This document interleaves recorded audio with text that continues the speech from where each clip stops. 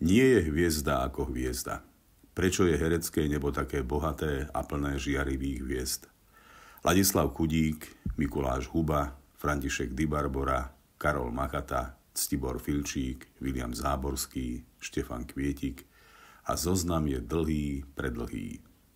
Napriek tomu, že už nie sú medzi nami, zanechali nám kus svojho srdca, nádherné hlasy a veľký kus svojej čírej hereckej duše, čo si s pocitom dokonalého súzvuku ešte stále vychutnávame.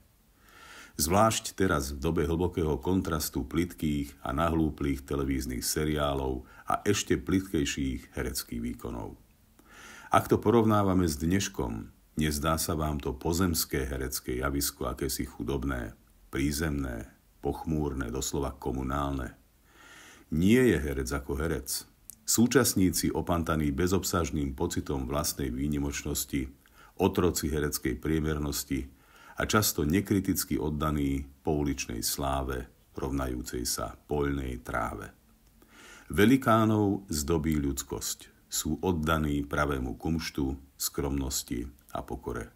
To divák vycíti a preto sú uveriteľní, preto sú zapamätateľní a nezabudnutelní aj po smrti.